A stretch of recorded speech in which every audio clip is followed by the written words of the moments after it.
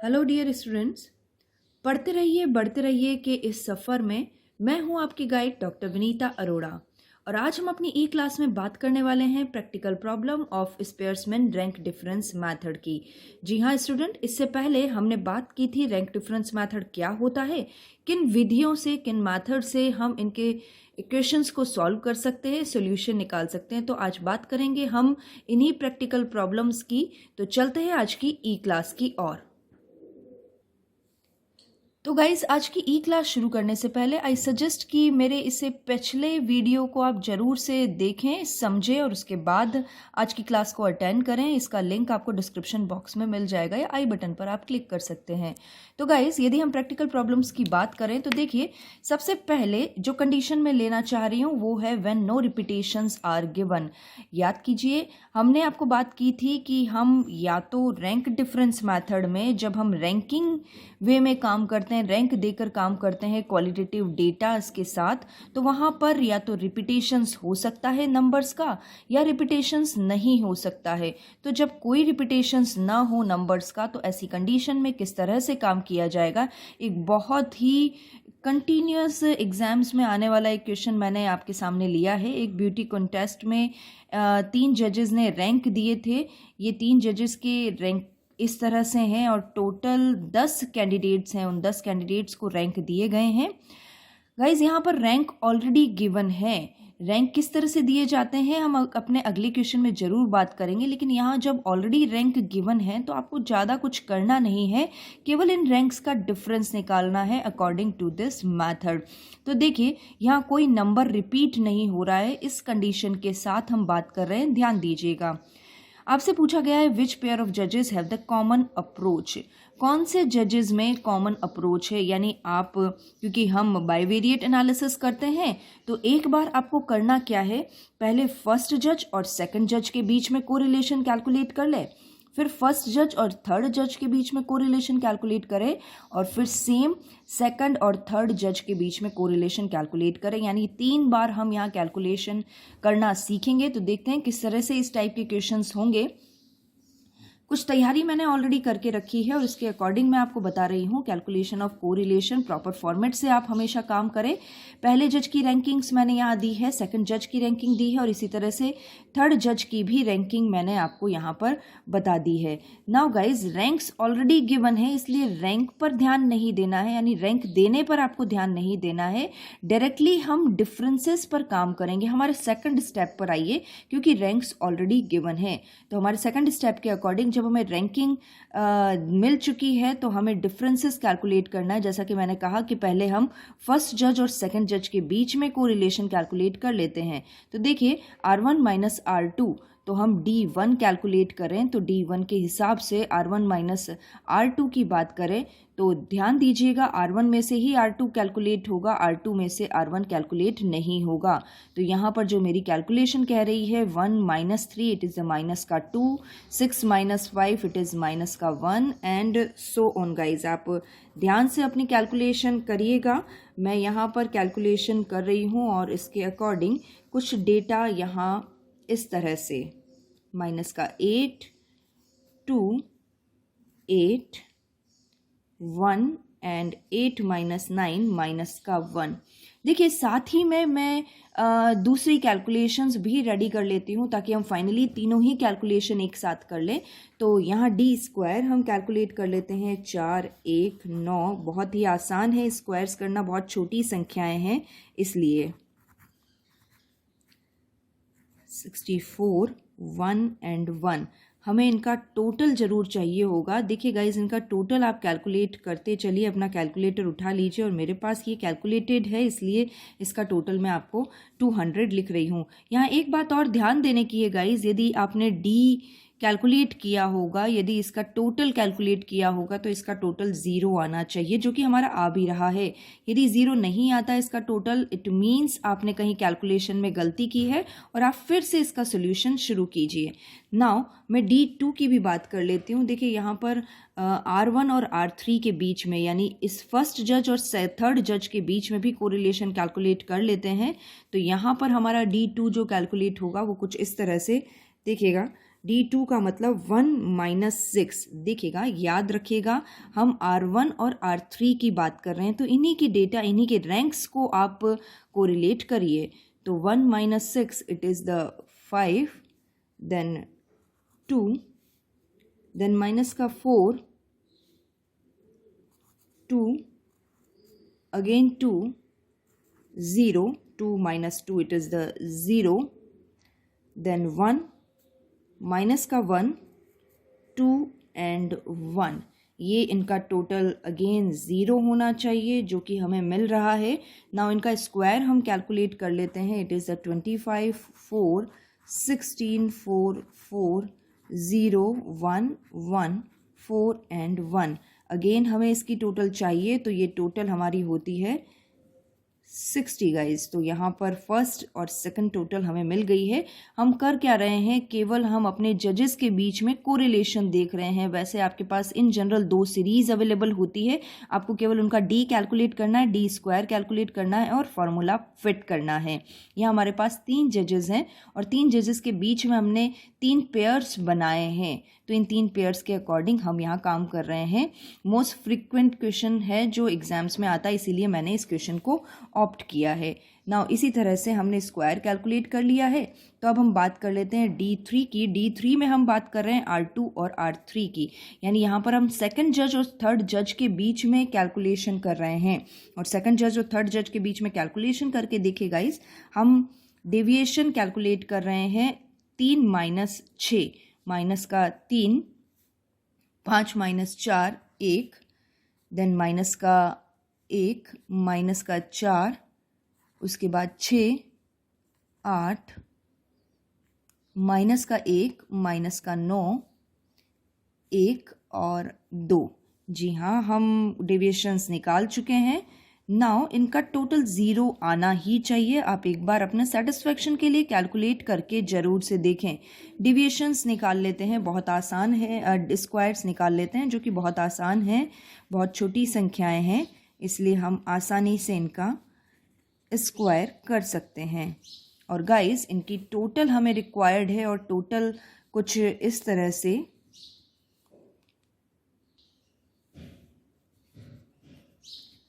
214।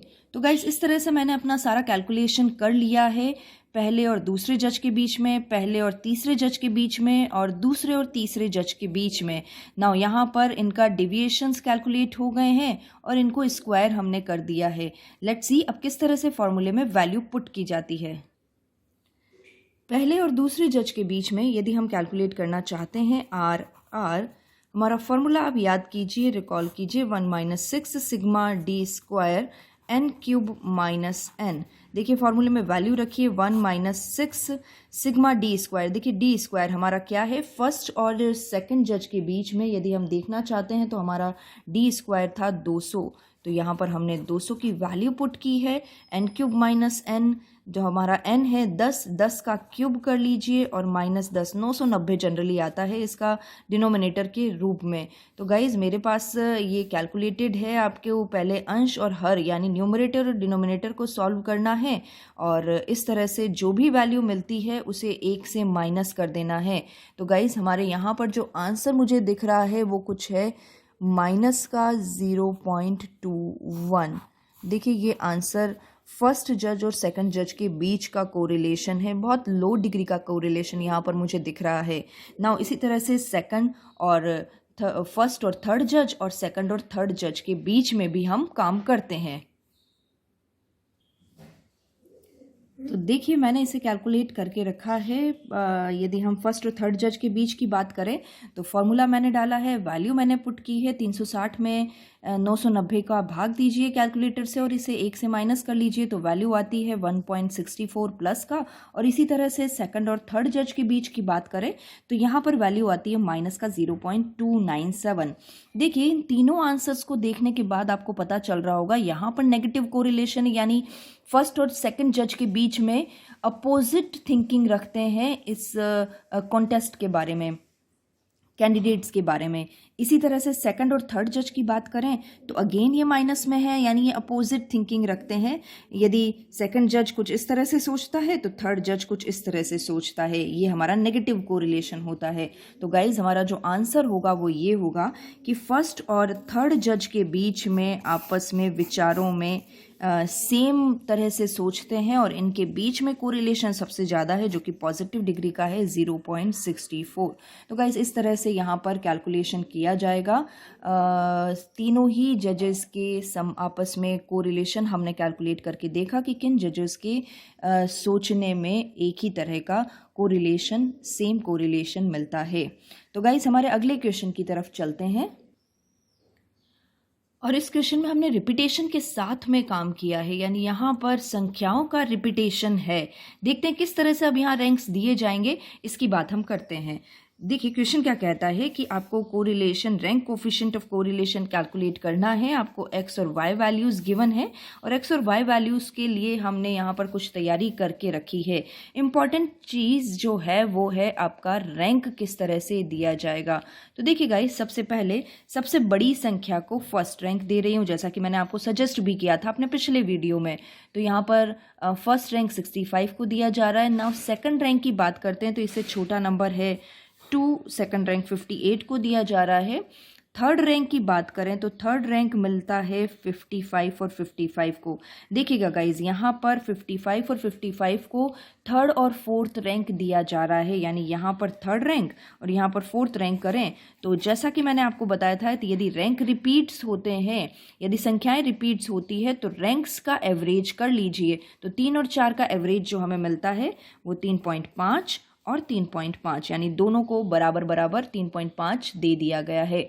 Now 3 और 4 rank खत्म हो गए हैं, अब हमें चाहिए 5वां रैंक और 5वां रैंक आई थिंक मिल रहा है 53 को, छठा रैंक मिल रहा है 47 को, 7वां रैंक मिल रहा है 44 को और 8वां रैंक मिल रहा है 36 को। बहुत ही आसान यहाँ पर इस तरह से रैंकिंग दी जा रही है, बिल्कुल इसी तरह से जैसे आपके मार्क्स होते हैं और हम आपको रैंक देते हैं। यहाँ पर भी यही समझिए, वाई सीरीज में मार्क्स आपको दिए गए हैं और इनको आपको रैंक दे देना है। तो सबसे फर्स्ट रैंक मिल रहा है 62 को, उसके बाद सेकंड रैंक मिल रहा है 60 को, उसके बाद थर्ड रैंक मिल रहा है 56 को, फोर्थ रैंक जो मिल रहा है वो 51 को मिल रहा है, फिफ्थ रैंक जो मुझे दिख रहा है यहाँ पर मिलना चाहिए हिसाब से 48 को, बट ध्यान दीजिए यहाँ 48 3 बार रिपीट हो गया है गाइज। तो यदि हम इन्हें रैंक देते हैं तो देखिए 5वां रैंक यदि मैं 48 को दूं, छठा रैंक इस 48 को दूं और 7वां रैंक इस 48 को दूं, तो 5, 6 और 7 का एवरेज निकाल लीजिए। Average in the sense 5 + 6 + 7 divided by 3। ऐसा करने के बाद 6 मिलता है, तो यहाँ पर इन सभी को छठा रैंक दे दिया जाएगा। देखिए बहुत आसान है, जो भी संख्याएं रिपीट हो रही है उनके रैंक्स का एवरेज निकाल दिया और वही कॉमन रैंक सभी को दे दिया गया है। तो 6th, 7th, 5th, 6th और 7th रैंक यहाँ कवर हो गया है। फाइनली बची हुई संख्या हमारी 8th रैंक की होगी। नाउ अब R1 और R2 कैलकुलेट हो गए हैं तो D कैलकुलेट कर लीजिए। बहुत आसान, ये अब हम पहले की तरह ही काम करेंगे और D कैलकुलेट करने के लिए -1 अगेन -1 प्लस का 1.5, देखिए 3.5 - 2 इट इज़ द प्लस का 1.5, 6 and 6 0, माइनस का 0.5, 1 and 1 0, प्लस का 2 और माइनस का 1। ध्यान दीजिए सिग्मा डी आपका 0 आना चाहिए। इनको कैलकुलेट करके देखिए, इट इज़ 0, मतलब हम सही जा रहे हैं। नाउ डी स्क्वायर कैलकुलेट कीजिए। 1.5 मल्टीप्लाइड बाय 1.5 3 नहीं होता है, ये जोड़ने पर आता है। 1.5 का स्क्वायर किया जाए तो 2.25 है, ये कॉमन मिस्टेक है आपकी गाइज। नाउ 0.5 मल्टीप्लाई बाय 0.5 0.25 होगा। नाउ 0 का स्क्वायर 0, 4 and 1। इसकी हम टोटल की बात कर लेते हैं तो टोटल मुझे मिल रहा है 9.50। नाउ फॉर्मूले पर आते हैं गाइज, और फॉर्मूला आप देखिएगा, फॉर्मूला अब इम्प्रूव हो जाएगा 6 सिग्मा डी स्क्वायर के अलावा यहाँ पर जितनी बार हमें रिपीटेशन मिला है उतनी बार हमें 1/12 m क्यूब माइनस m का फॉर्मूला लगाना पड़ेगा। यहाँ हमें 2 बार रिपीटेशन मिला है, यहाँ आप देख ही रहे हैं, एक्स सीरीज़ में 1 बार और वाई सीरीज़ में 1 बार मिला है, तो 2 बार रिपीटेशन है, तो इसलिए मैंने फॉर्मूले को 1/12 m क्यूब माइनस m और 1/12 m क्यूब माइनस m दिया है। यदि एक और बार रिपीटेशन होता तो आप फार्मूले को इसी अकॉर्डिंग बढ़ा देते, plus 1/12 m cube minus m। देखिए किस तरह से फार्मूले में वैल्यू पुट की जाएगी। 6 सिग्मा डी स्क्वायर अभी हमने देखा है ये 9.50 है, प्लस 1/12 m क्यूब, m आपको पता है number of repetition, x series में रिपीटेशन 2 बार हुआ है तो 2 क्यूब माइनस 2। इसी तरह से वाई सीरीज की बात करते हैं, यहाँ रिपीटेशन 3 बार हुआ है तो अब यहाँ होगा 3 क्यूब माइनस 3 क्लोज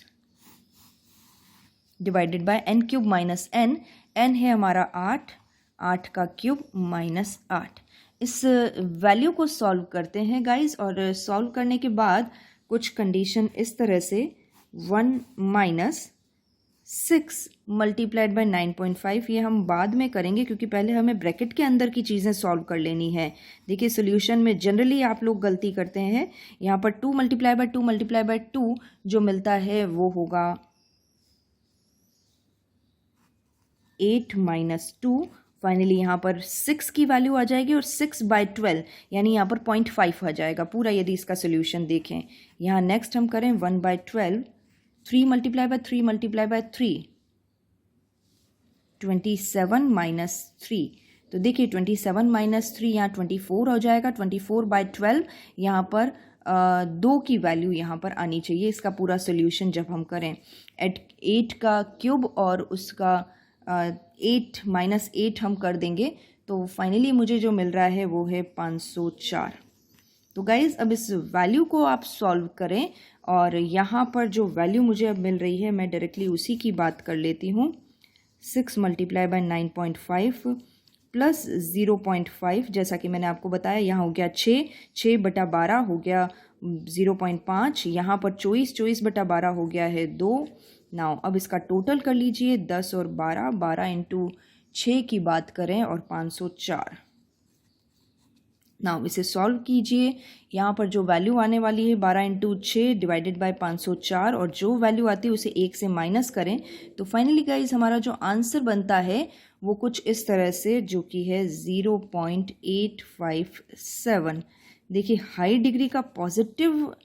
डिग्री का पॉजिटिव कोरिलेशन हमें यहाँ पर मिल रहा है। तो गाइज इस तरह से यहाँ पर सोल्यूशन हमने किया, और आप यहाँ लिखेंगे यह हाई डिग्री का पॉजिटिव कोरिलेशन है।